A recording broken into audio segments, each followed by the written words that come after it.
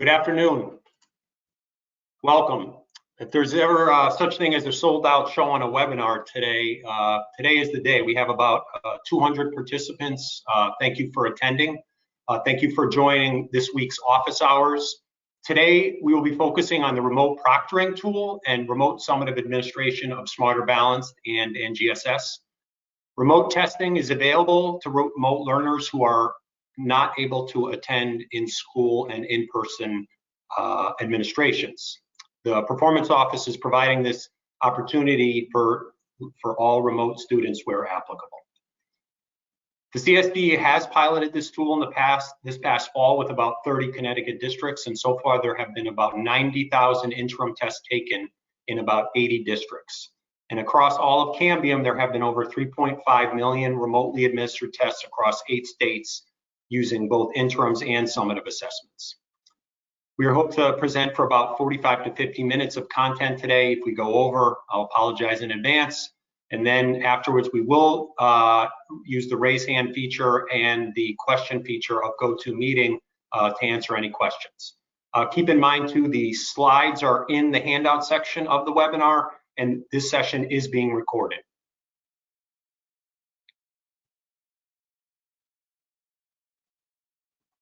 Okay, so just so everybody's aware who is kind of in the house from our staff and from Cambium staff, today on our webinar, my name is Abe Christ. I'm a Bureau Chief in the Performance Office. Again, welcome. I'm joined by my colleagues Deirdre Ducharme and Janet Stuck, who work on special populations and accommodations.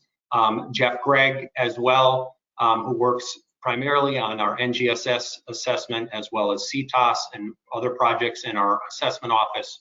Also from our team on the call today is Christy Alberino, who works on Smarter Balanced in our interims, handles our appeals and many of the phone calls that come into the office every day. Also on the call is Michelle Rosado, who works as our PM for our Connecticut SAT School Day administration, as well as many other projects. And Michelle, thank you for handling the behind the scenes today to make things work for our webinar. And then Marlene Shamroy as well. Marlene is, if you call our office, she's really the glue that holds our office together. So thank you CSDE team for coming. And then also on the call today, we have our CAI team, Amber Benlian, Jen Cho, and Marie Musumeci as well. Thank you to the CAI staff. Here's all their contact information. If you take home one thing today, remember that number right there because it will come in handy. There is the obviously email link and the contact hours of the help desk down at Cambium. But 844-202-7583, put that one on speed dial. Okay, so the office hours, you're invited to attend office hours every Thursday through June 3rd at 3 p.m. This is a special one on remote proctoring. Be sure to use the link that is here. Obviously, if you've attended, you know how to do that, but if you need to share it, you can share this link.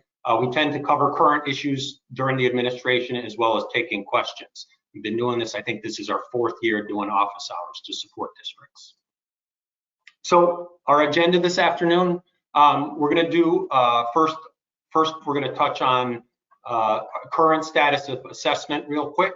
Then after that, we're gonna have a quick quiz, testing hierarchy, testing timeline, so on and so forth. You will see as this goes on, and then finally some questions at the end of the presentation. Okay, so first thing, quick current status on assessment. So number one is health and safety. Health and safety. The health and safety of your students, staff, and community is priority number one. If we say anything today that is counter to that, please disregard it. That is the most important thing. However, with that said, CSDE remains committed to administering the state academic assessments as to the fullest extent possible in 2021. And why are we doing that? To monitor long-term trends, to evaluate the full impact of the pandemic on student achievement and growth, and also to help target resources where they might be necessary. It's also going to allow us to restart our academic growth measure in 2021, since we didn't have an assessment last year, as you all know.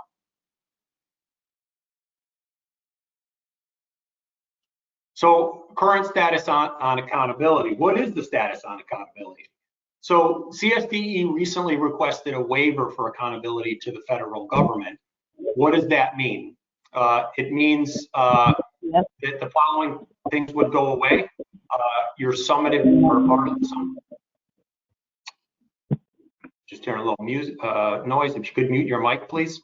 Our summative ratings for our accountability index would go away. Sorting schools in the categories would also go away, and then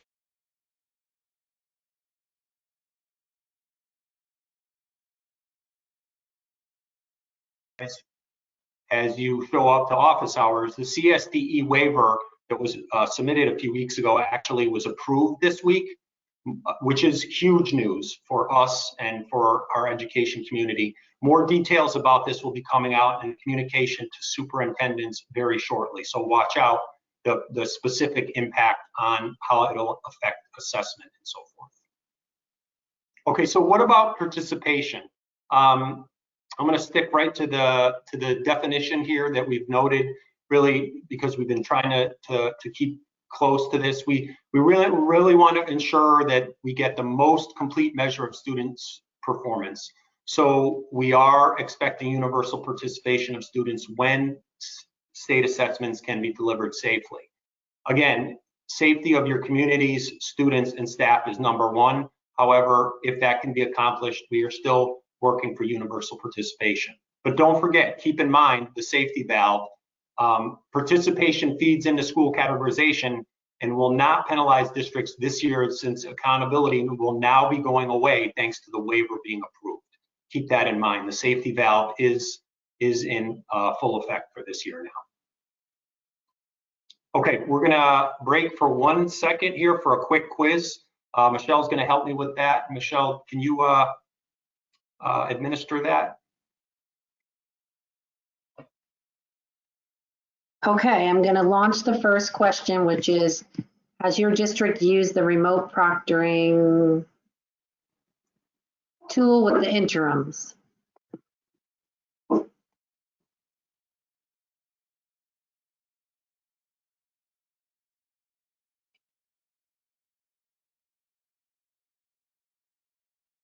Okay, it looks like I'm going to give you about 2 more seconds, and then we're going to go on to the next.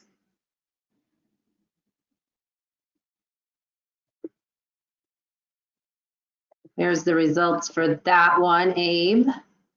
Looks like we had 37% say yes and 63% said no. Okay. All right. Is Connecticut the only state doing remote testing for Smarter Balance?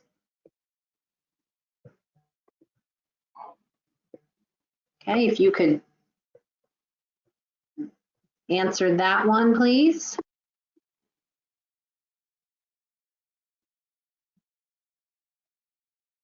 All right, 1 more second. There's the results on that. 2% say yes and 98% say no.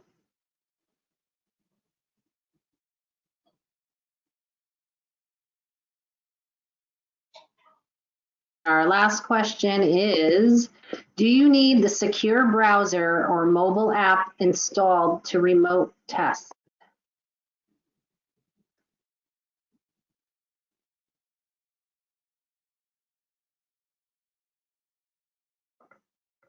All right, 2 more seconds, and then we're going to close that one.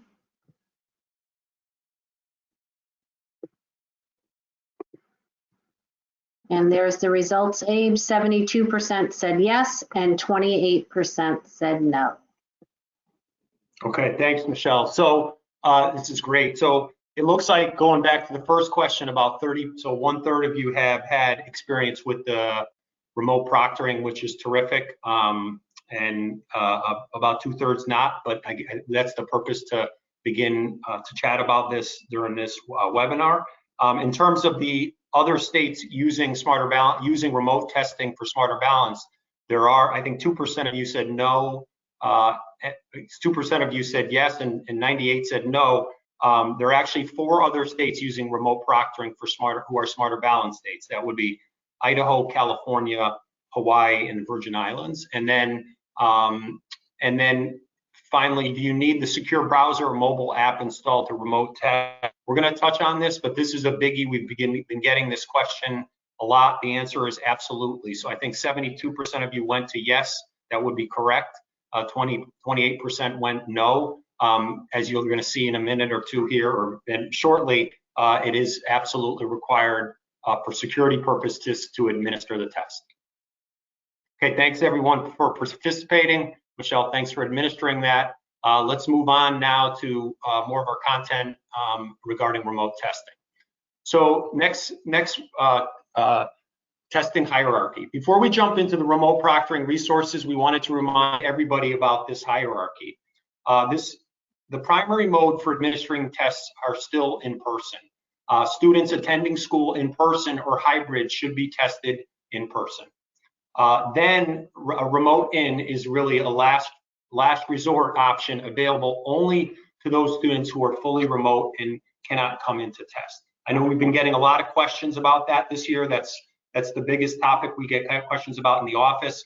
But keep in mind that that in-person really is the primary mode, the preferred mode. This graphic does a beautiful job laying that out. Also promoting the idea that later in the window is best, just because students might be returning to school and you can test them in person first. This slide is a text version really of the previous slide. I'm not going to read it to you. Please note, we are very aware that generally speaking, if students are remote learners, they will be taking the test remotely. We've heard this from many families are sticking to the remote for assessment if they are remote. We're well aware of that. However, parents and guardians should still be made of this offer to test in person if possible, again, because the in-person admin is really the ideal administration. We can't forget about CTA and CTOS, our alternate assessments, very important.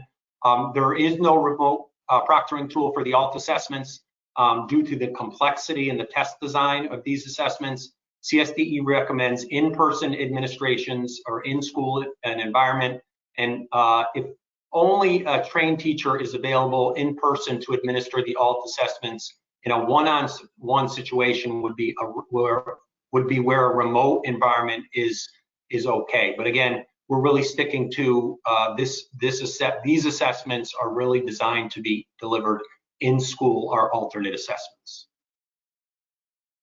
Okay, so a little details on remote proctoring, our remote testing timeline here. First off, the window for remote testing opens on the 19th. We have a few weeks still yet to prepare. All testing at this point still we're planning on closing on June 4th. We've heard some rumors about potential districts asking for extensions. We've listened well to districts up to this point for testing. We extended our last window, but at the moment we're sticking with June 4th. And unless there is new evolving news, that's what we're going to stick to. Results reporting dates are yet to be established. Those are still in process. We're still considering those. We have not released any details on that. One thing is for sure is reporting will look very different this year. We are consulting with districts. Some of you on this call we've consulted with. Things are going to look a lot different this year. Our accountability reporting is going away. Also, likely the EdSite reporting will look much, much different. Stay tuned on the reporting side. Okay, details of remote proctoring. So first off, test security. Test security is equally important for remote proctoring as it is for in-person. This is probably not the best slide, but it's a direct snapshot of the test security statement from our remote administration manual. In some ways, security has to be taken even more seriously now due to the nature of the testing. We will be covering some of the tools to do the monitoring later in this presentation. And proctors should be aware of these test protocols that are outlined in the TAM. This year, if there's a year to really read the TAM closely, it's this year, just because things are much different. Testing devices. Again, our quiz question earlier where 72% of you went to yes and a few of you went to no. All devices must have secure browsers or the mobile app installed. This is required for test security. We're not doing this to make your life challenging. We thought long about this and decided that this is one of the best avenues to preserve and ensure test security. So yes, they have to be installed with the secure browser or mobile app. BYOD devices can be used as long as they have the secure browser mobile app installed. And also make sure the student's computer has any necessary assistive technology such as speech to text or screen readers as needed when it comes to the devices. Most, if not all, of the accommodations are still available, the embedded accommodations. Again, I'm going to lean on Deirdre and Janet to comment on those, but just because it's a home environment doesn't mean the accommodations that are embedded go away. Proctor training, all text proctors should be fully trained.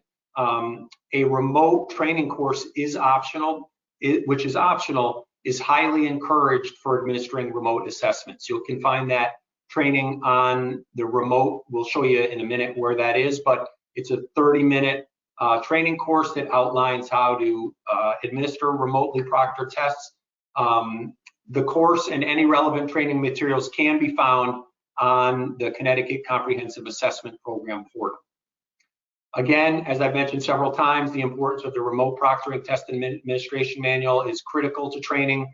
Please do not ignore this manual. Again, we've deluged you with a lot of resources, but this one is particularly important for proctors this year. There are many new policies that relate to the remote. We will cover some of them too here. Okay, I'm going to turn this over now to Amber Benlian from CAI, who's going to take over the next few slides to talk about setting remote test eligibility as well as scheduling remote test sessions. Amber?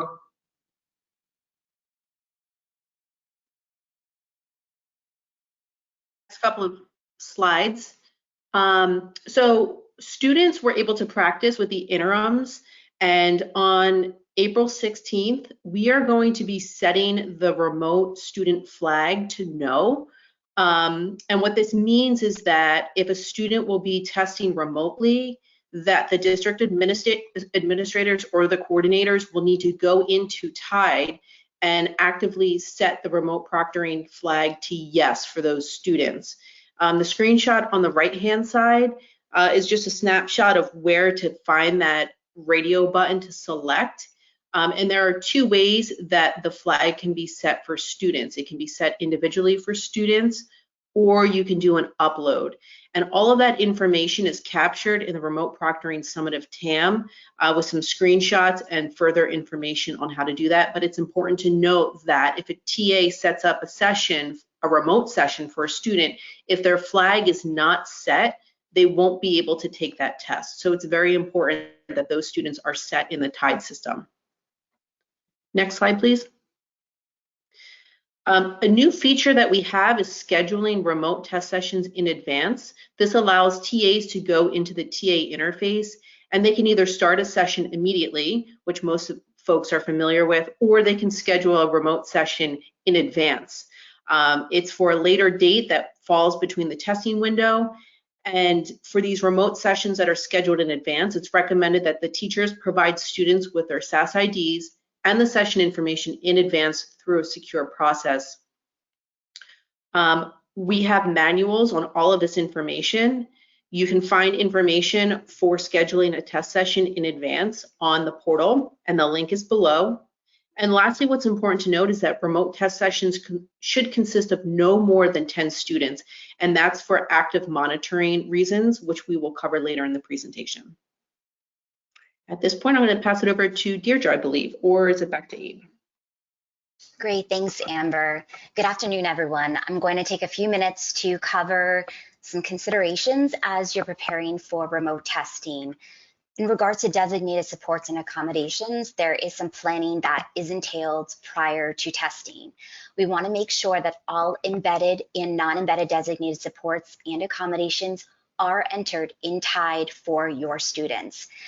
Some students may need the provision of non-embedded supports or external materials to administer Smarter Balanced or NGSS. So for example, you may have a student that requires the use of magnification.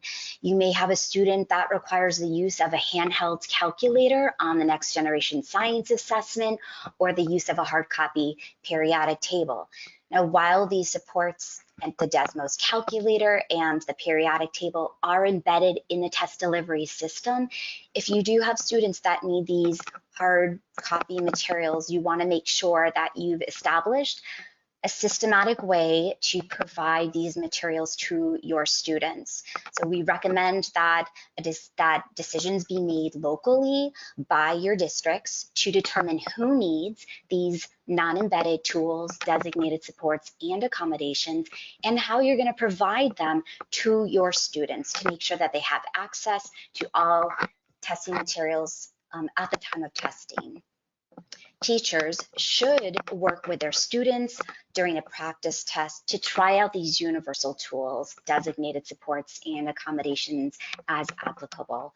We want to make sure that your students know how to use them, how to access them on their computer, which icons they should be looking for, so that they are able to properly use them at the time of testing. So for example, if you have students who are using text-to-speech as an embedded designated support, you want to remind your students that the system is not automatically going to read these items to the student, that in fact the student has to access a toolbox on their computer screen and then select speak item in order to have the items read to the student. So again, just careful planning with your students and making sure that they have an opportunity to try out these supports before testing. Next slide. So how can you determine which students require the use of supports and accommodations prior to testing? So what we've indicated here is a report that you can generate in TIDE. So from your TIDE system, under preparing for testing, you're going to select the test settings and tool option. And from that drop-down menu, you're going to choose test settings and tools. You can filter your dashboard by school, by grade, or if you want to create a report by individual students, you can enter the student SACID. So once you've determined what your search criteria is and you've generated a report, using the print icon as displayed on your computer screen, you can then select a specific customized report with all of your testers. And associated with each of your students, there will be a list of those designated supports and accommodations if they're applicable to your students. So again, you can use this report, you can share it with your test examiners so they know who perhaps they should work with, students they should work with in advance on a practice test, and then of course to use this information as they're actively proctoring a Smarter Balancer science test with their students, just to make sure that, you know, through a check-in that kids are able to access the tools that they need. Next slide, please. Additional required resources are required for all test sessions. So for instance, all students should have access to scrap paper and a writing utensil. And then for certain subtests, students will need additional materials such as a microphone for the ELA listening assessment. Or if you have students who are using text-to-speech or perhaps speech-to-text, you'll want to make sure that they have a headset that works and is available in their home environment.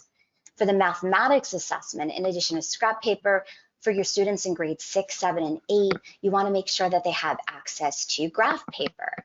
And for your science assessment, again, we already mentioned the use of the handheld calculator and the periodic table. So again, while these materials are available online through the test delivery system, if you have students who need access to hard copy materials, you can print out the periodic table from our portal. It's available in Spanish and English, and you'll have to establish a mechanism for providing the periodic table to your student.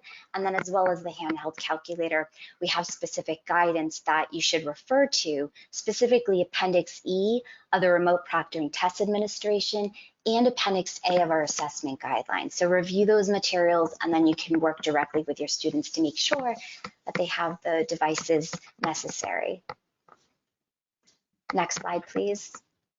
Okay, as in regards to active proctoring, we can encourage your proctors enough to be really mindful about their ability to actively engage and monitor the individual students in their test sessions. So we encourage small group testing whenever possible. So as Abe mentioned, we're recommending that there's a cap of no more than 10 students. We also recommend that our test proctors use a secure classroom management system such as Google Classroom to prepare the remote testers for testing.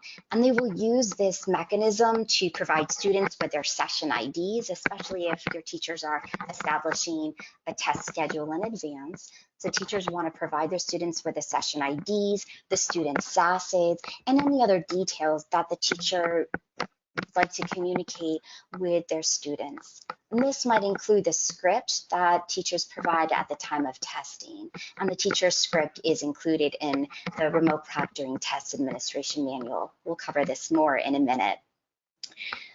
Teachers will need to use the script at the time of testing. So there isn't any sort of on-the-fly directions that teachers provide. They're going to use Appendix D of the Remote Proctoring Test Administration Manual to provide the specific script to students for Smarter Balance and for science. Student cameras must be on for the entire test session. And in addition to that, students must close out all programs on their desktop or their laptop, Chromebook, what have you. All programs have to be closed out prior to testing, and students will have to access the test using their secure browser.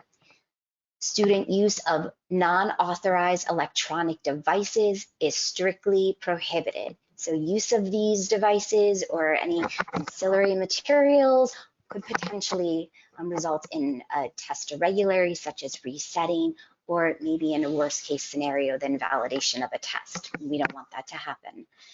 Students may be permitted to use allowable resources. So again, teachers should keep this in mind based on the provisions for students who are eligible for certain accommodations through the IEP and 504 process. And some students may require the use of assistive technology. So in those instances, again, we may have some external materials that are available at the time of testing, but this should be established by the school well in advance of test day. Next slide. While students are testing remotely, teachers should observe all students, either at once or individually. And you can choose the photo of the student to view them at high resolution. And we have some specific details about how to do this within the test proctoring manual. By default, students in a test session appear in a listed table as is displayed on your slide. There are other formats available. Your teachers are going to use the chat, the broadcasting, or video conferencing feature to communicate with their students over the course of a test administration. Using the video to monitor each student frequently will ensure active proctoring and to ensure that students are working, that they're focused, they're working diligently, that they're not distracted by their home environment, or there isn't someone in the home assisting the student, or perhaps to ensure that the student is not using an unauthorized device to support their testing. So we encourage that your proctors use these communication features to check in with their students over the course of the test session. We also encourage our proctors to be mindful about how much time is spent on supporting any one individual student, because again, it may compromise the focus of an entire test setting. Refer to the Remote Proctoring Test Administration Manual for details about test security. Next slide. Once a remote proctoring session has started and students have joined, teachers can communicate with all students at once through a broadcast feature on the test administration site. Broadcasted messages to students pop up automatically as announcements on each student's screen using the embedded text-to-speech technology. Students do not need to do anything for these messages to appear. Be sure to keep the messages brief. For example, teachers might tell students 10 minutes left of this test session. Students can respond to teachers through this communication method as well. Chat features sent from students to teachers appear only on the teacher's screen and not on the screen of other students. Teachers can start a one-on-one video conference with a student at the time as necessary through the test administration interface. During the video conferences, teachers can see and hear the student, and if the teacher allows, the students can hear and see the teacher. Students can also share their test screen with their teacher using the screen sharing feature. Though teachers cannot provide content support, they can provide technical assistance to students when needed. Details about this communication is available in the Remote Proctoring Test Administration Manual. And again, as a reminder, teachers should be cognizant of time allocated when using any of these communication features. Next slide.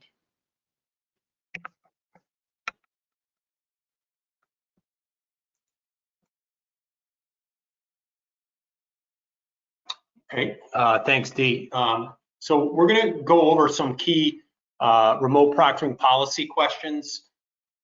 We've had a lot of practice with these because many of you have actually come to us and asked many of these questions. So we want to flush some of these out. These, I would say, I think all of these are covered in the manuals, but we just want to emphasize these. So I'll start from the bottom. Students required to use a secure browser. We've said that multiple times. Yes, they are. Is there a maximum group size for remote proctoring? Yes, there's a recommendation of 10. From a technical perspective, the number is only limited really by the internet bandwidth. The CAI system can handle just about anything. However, due to the attentiveness that's needed for monitoring, we've established this limit as a recommendation.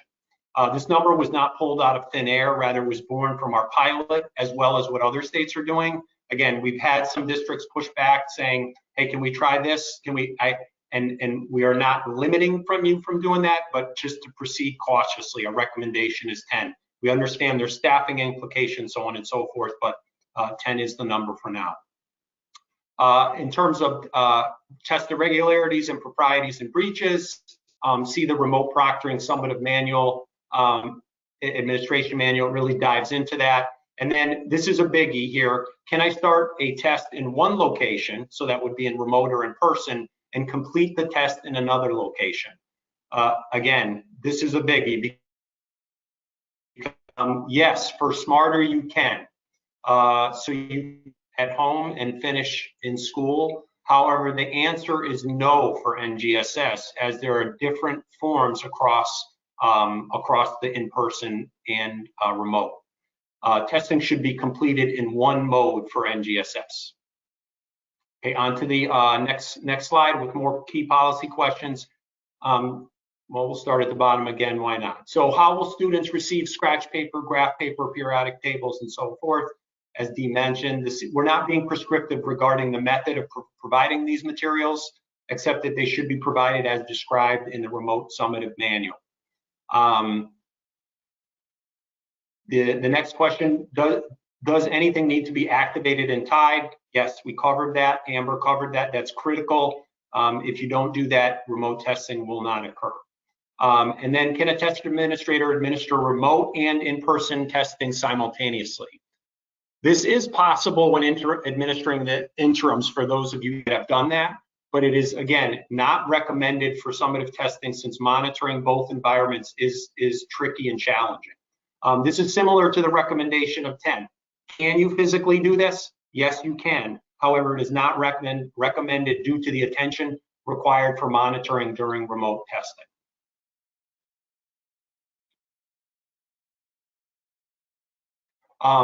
Next question is, how can the teacher share session IDs and students' assets in a secure manner?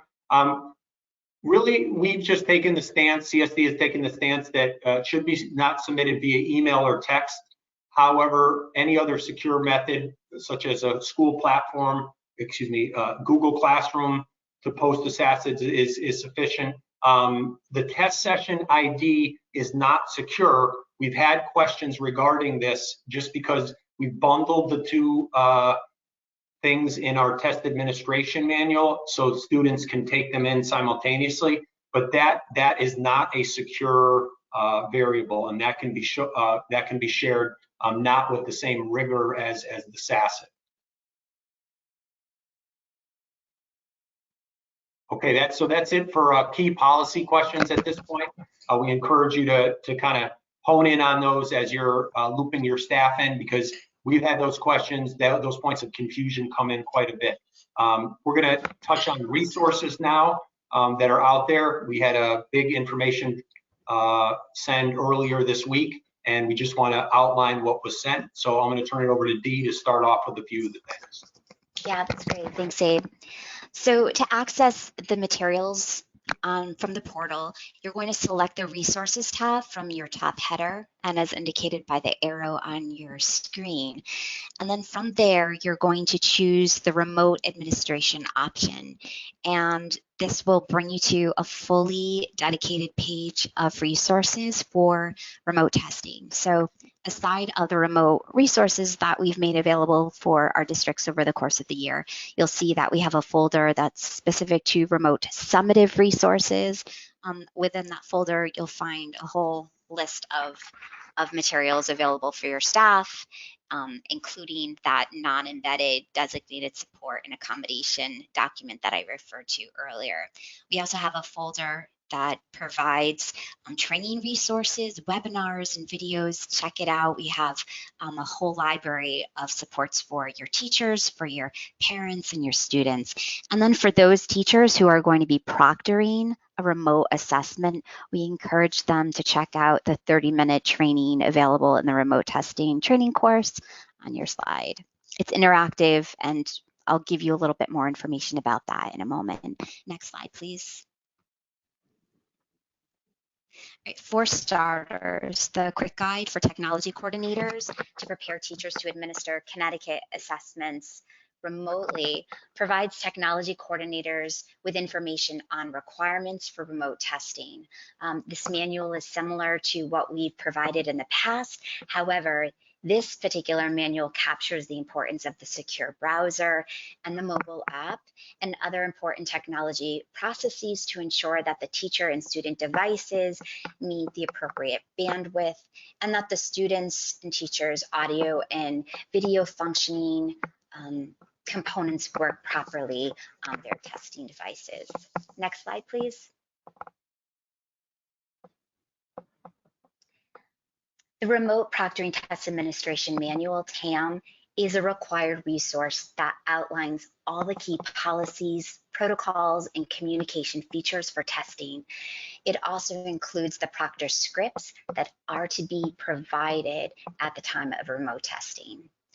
The user guide for teachers administering Smarter Balance and NGSS summative assessments remotely is optional, but recommended, and it provides teachers with key steps and an overview of the communication features for remote testing. It can be paired nicely with the remote testing training course as well. The quick guide for teachers to start or schedule Smarter Balance and NGSS interim and summative assessments remotely provides teachers with key steps on how to start or schedule remote testing. So again, to set up a test in real time or to schedule a test in advance. Next slide. The FAQ for educators is a frequently asked questions resource with answers to commonly asked questions from our educators. The remote testing training course is highly recommended. It takes approximately 30 minutes and provides teachers and test proctors with general guidelines on remote testing from start to finish. It also provides an overview of the communication tools that are used by teachers, and it shows what these tools look like not only on the teacher's device, but as from the student's perspective from the secure browser. And finally, the remote testing considerations for non-embedded universal tools, designated supports, and accommodations provide school administrators and teachers with information regarding students who may need the provision of external materials to access the assessments during a remote administration. Next slide.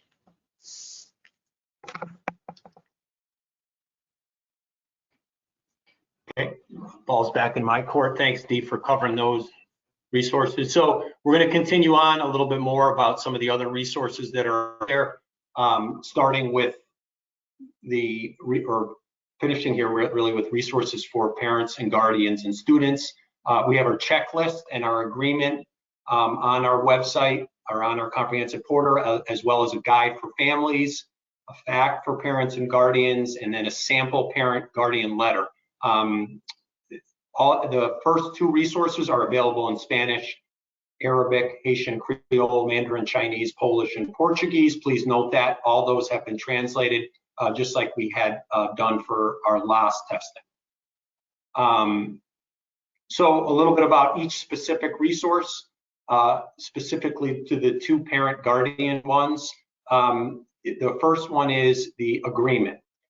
This agreement outlines the key points for parents and guardians to make testing successful. This agreement does not have to be signed, and I'll repeat that. It does not have to be signed. We are not collecting this information, and it can also be used as a model for other means of distribution or notification. I know some districts have taken this and created their own.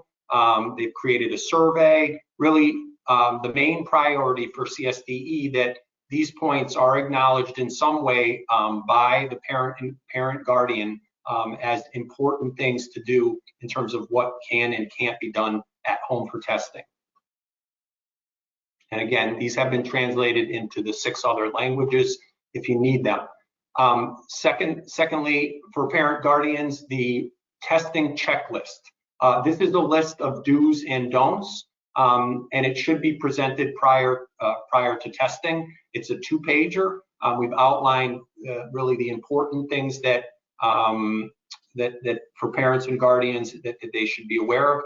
Again, if necessary, this can be used as a model, and other distribution means or notification means can be used. That is fine. This is meant to support you, and we are not collecting this, just like we're not collecting the agreement.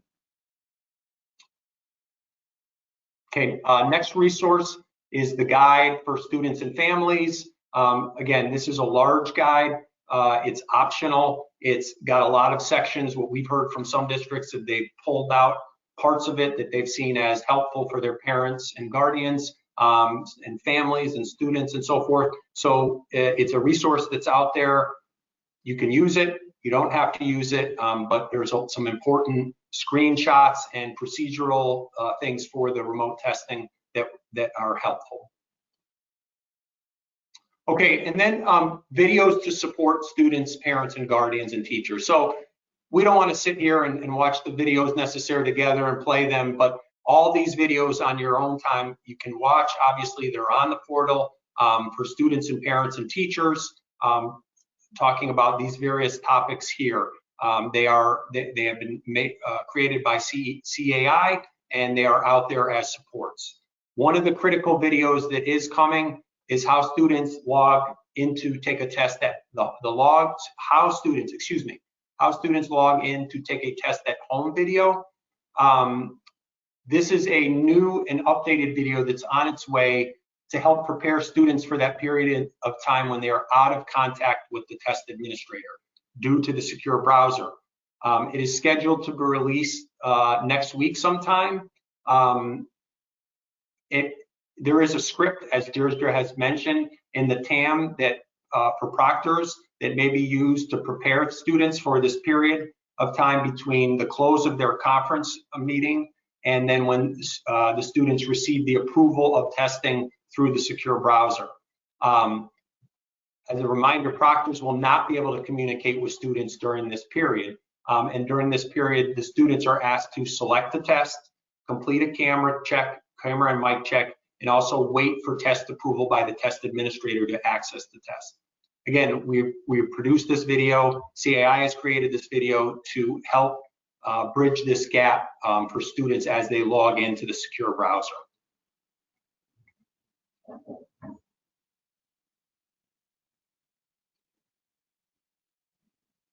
Okay, so I think I know we've reached that point in the webinar where we now will be taking some questions.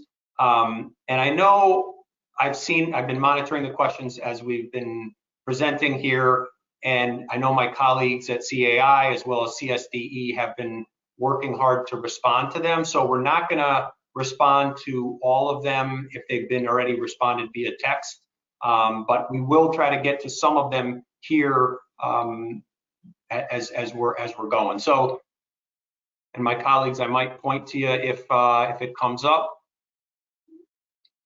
So first one is, can the message to superintendents please also get to DAs? Yes, we can do that. Point well taken. I know some of the messaging, there's a lot going out, but we will try to reach the DAs with I'm guessing that's pertaining to the waiver application. Yes. For many, next one is more of a comment. For many of our families, they will not come in. So we understand that. I think we address that. We are aware that many of the remote families prefer to stay at home for good reason. We support that 100%. That's why we're making the remote tool available.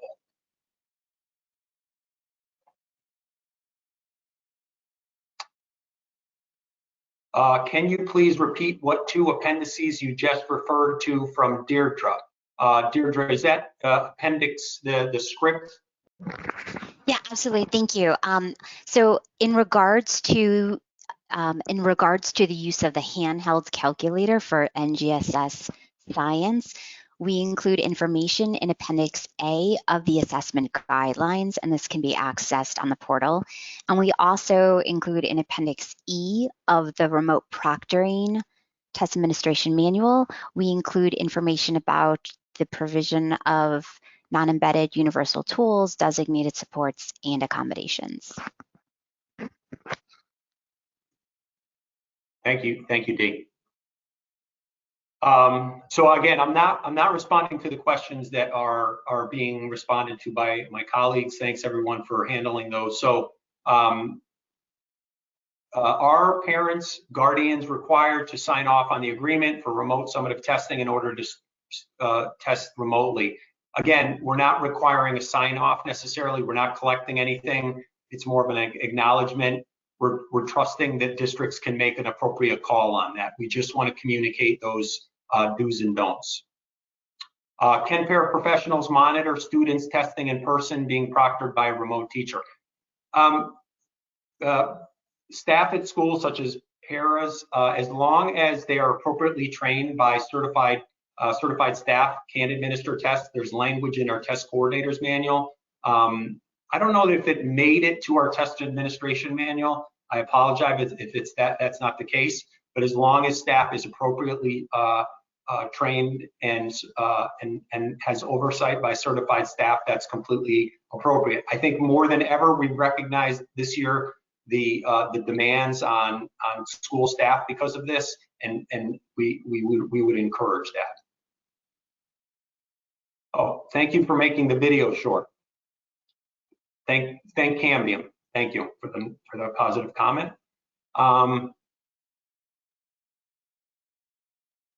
Let's see. So this is actually a good one.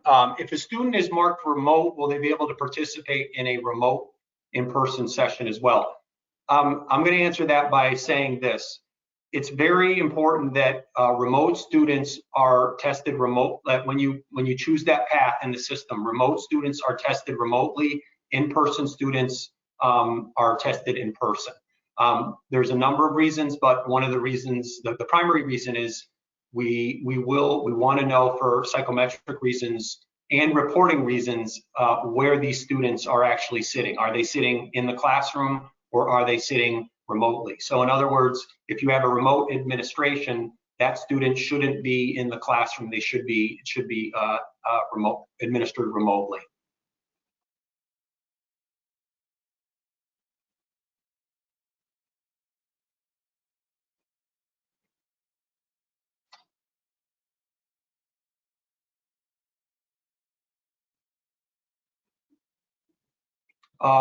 Jen, I'm going to point to you on this one, and I have to be honest, some of these questions are extremely specific, so we might reach out to you, but that's okay too. We will do our best to approach back to you.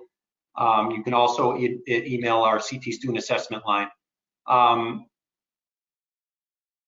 Can we know exactly what the approved waiver means? Yes, that's a good question. Again, more is coming in this week's update to superintendents, which, taking the comment from a few minutes ago, we will be sending that to DAs as well.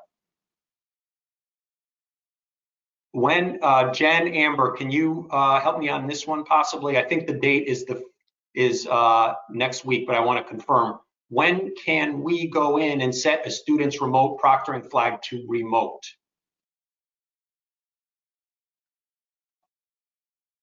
Hi, this is Amber. So we're going to be resetting all of the student flags on the 16th. So at that point, every flag will be no. So if you need to change it to yes, starting on April 19th, when the remote tests go live, you can go in and set that flag.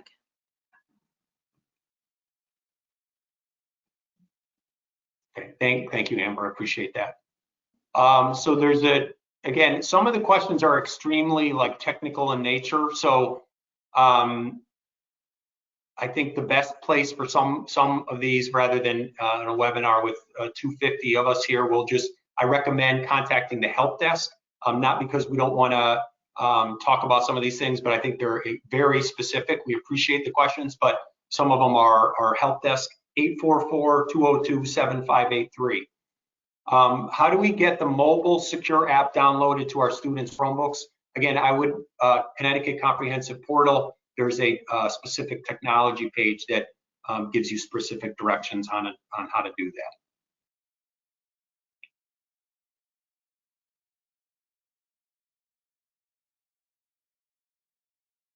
Again, there's some question about what acknowledging means of the points. Again, we're not defining, we're leaving that up to you. We think it's important that the points in these the agreements are taken in by the parents and guardians. We're not collecting that. We're not defining what that looks like. We didn't want to ask districts to have to acknowledge it through a written signature. So really, it is really up to the districts to really make that line.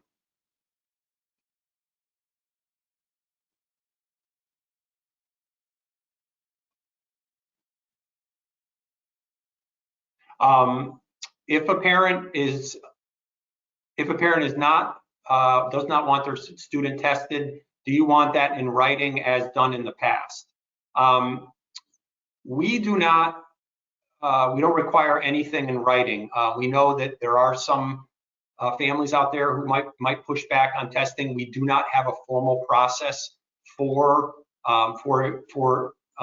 inventorying those students. Those students would simply be counted as non-participants. We're not asking for any particular documentation. That would be more collected on the district side. I know that doesn't have to do with the remote proctoring, but I know just like any other year, sometimes there are issues where a parent family might be pushing back.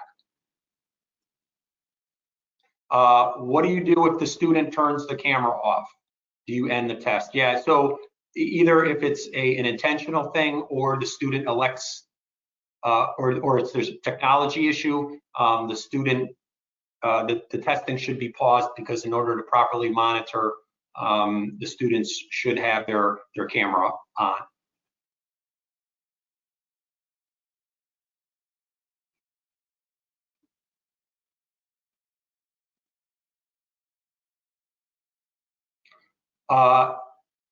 Jen, Amber, I'm going to head this way just so I want to give you a heads up.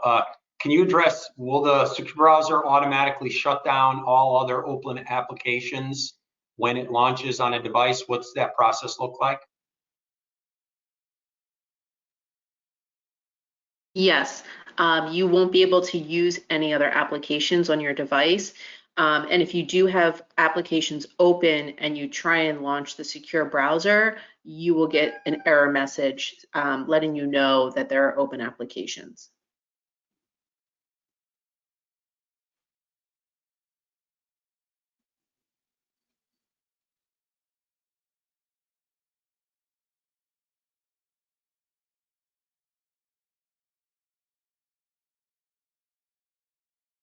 Someone's telling me that there was a contradiction here. Yeah, if you, I'm not sure what the contradiction was, but please email us if there was. We apologize. So we're almost at time here. So again, Amber, I'm gonna turn this back over to you or Jen. What is the student? What happens in terms of the settings, in terms of if a student starts a test in one location and then goes to another location? So a test has been started. I'm not sure I follow the question. I guess so. Would anything have to be changed in the tie? So if I started, say for instance, a science test in it remotely, and then I wanted to take it in person, do I have to flag that in tie? Right. Well, so for the NGSS tests, if you start remote, you should finish remote. For smarter tests, yes, if you do change your mode, the flag would need to be changed. Okay. Amber, I'm going to follow up with you here because there's a question that relates to that. So if a district still wants to take take interims remotely, how does the remote flag impact interims? I know the answer to that, but I'll let you take that one. Right, so the flag drives both the summatives and the interims remotely. So if a student wants to take the interim assessment after April 16th, a teacher would need to go in and set that remote flag back to yes to take interims remotely.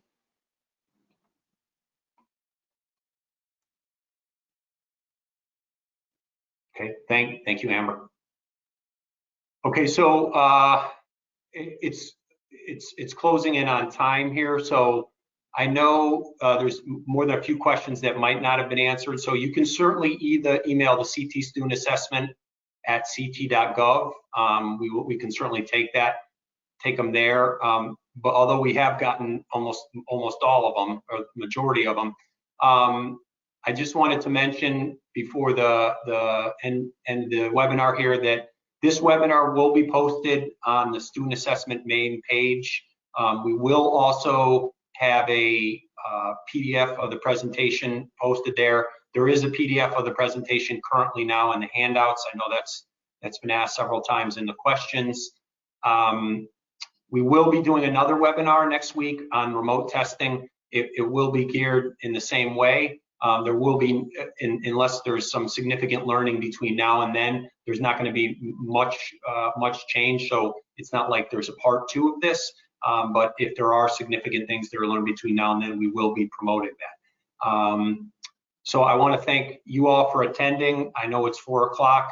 I want to thank my colleagues at CSDE for attending, and I also want to thank our colleagues at Cambium. Thank you very much for attending. We appreciate your attention to this. Please mail or call with any questions, and stay safe. Bye, everyone.